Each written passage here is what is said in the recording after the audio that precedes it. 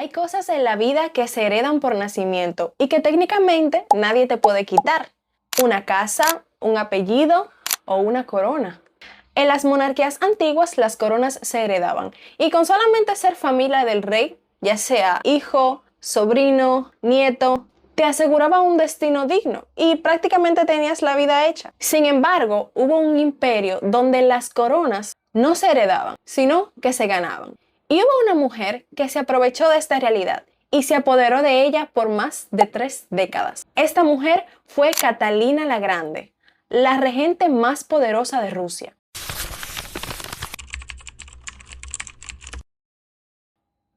Es casi seguro que hayas escuchado su nombre antes. Ella es famosa por haber convertido a Rusia en un referente intelectual en toda Europa.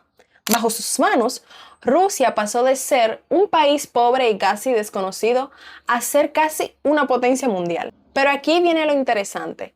Catalina la Grande o Catalina II de Rusia ni siquiera era heredera. Es más, ni siquiera se llamaba Catalina. Y lo más sorprendente es que ella ni siquiera era rusa.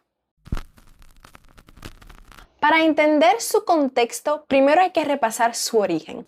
Ella nació el 2 de mayo de 1729 en el Reino de Prusia, donde está ubicada la actual Polonia. Su nombre de nacimiento era Sofía Federica Augusta y desde la temprana infancia fue una niña muy enérgica, de esas que mostraban una inclinación natural por mandar.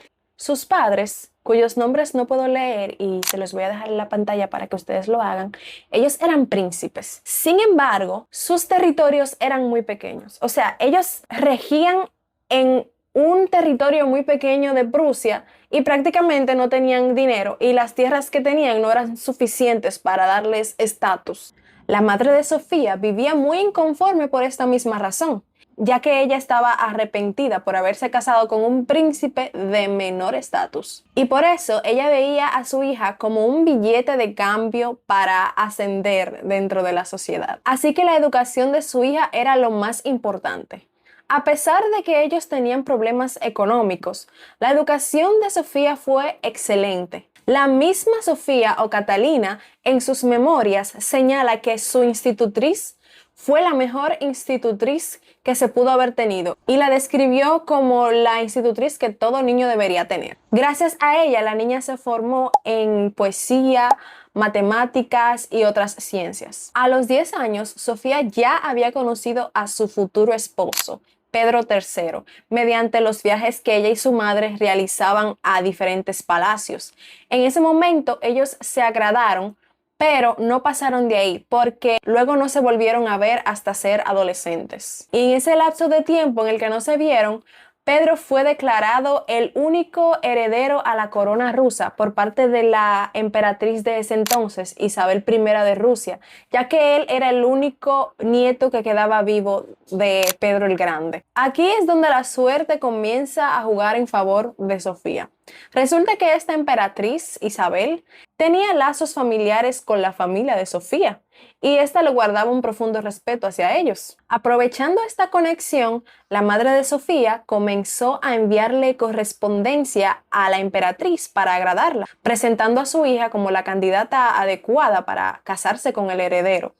Incluso ella mandó a pintar un cuadro de Sofía como carta de presentación ante la emperatriz. Y afortunadamente esto dio resultado, ya que rápidamente recibieron una invitación a visitar el palacio.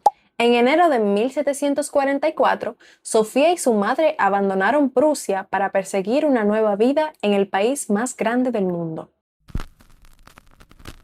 Se marcharon en un cortejo de 4 carruajes, en un viaje que duró aproximadamente 3 semanas, y llegaron el 3 de febrero de 1744 a las puertas del Palacio de Invierno.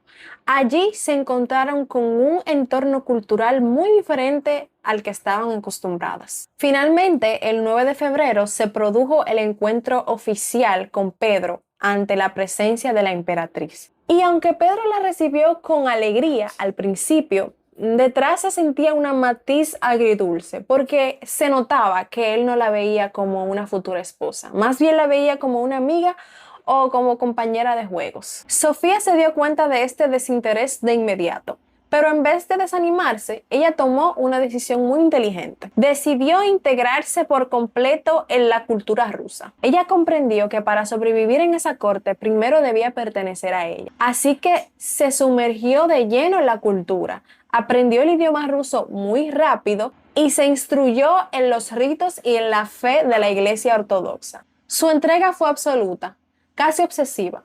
Se cuenta que ella se levantaba de madrugada para recitar lecciones y perfeccionar su acento.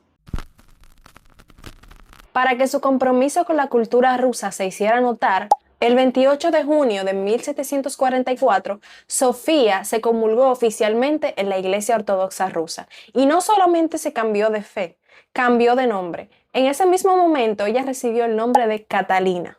Luego, el 21 de agosto, se celebró la boda oficial con Pedro. Fue un evento colosal, con 10 días de celebraciones, lo que parecía anunciar un futuro brillante entre los dos. Sin embargo, al poco tiempo se empezó a notar que esto no iba a ser así. Esta unión estaba muy lejos de ser un cuento de hadas. Incluso ellos duraron varios años sin consumar el matrimonio, ya que Pedro era un hombre muy inmaduro. Y había una distancia emocional muy grande entre los dos. Catalina se dio cuenta de que Pedro era un hombre infantil. Se la pasaba jugando con soldaditos de madera, juegos de mesa, billar y en expediciones de caza con sus amigos. Esto aumentó mucho más la distancia entre los dos. Y con el paso del tiempo, estos dos comenzaron a detestarse. Se odiaban a muerte. Llegaron a un punto en el que ya no se hablaban. Esto hizo que Catalina busque afecto en otros lugares. Ella tuvo varios amantes y los rumores en la corte sugieren que ninguno de los hijos que ella tuvo en el matrimonio son de Pedro. Se dice que su primer hijo, Pablo I, era en realidad del oficial Sergei Saltykov y su hija Ana, la segunda, se le atribuye al conde Stanislao Poniatowski. El parentesco de su tercer hijo, Alexei, ni siquiera es una especulación. Se sabe que fue hijo del oficial Grigori Orlov, uno de sus amantes más famosos y conocidos.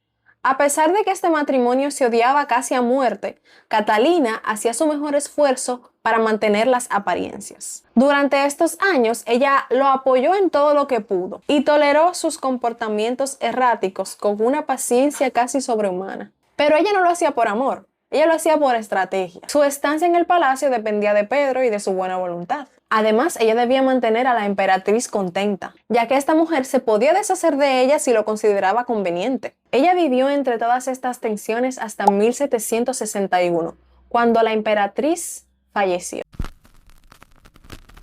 Automáticamente su esposo Pedro ascendió al trono y pasó de ser solamente Pedro a ser Pedro III.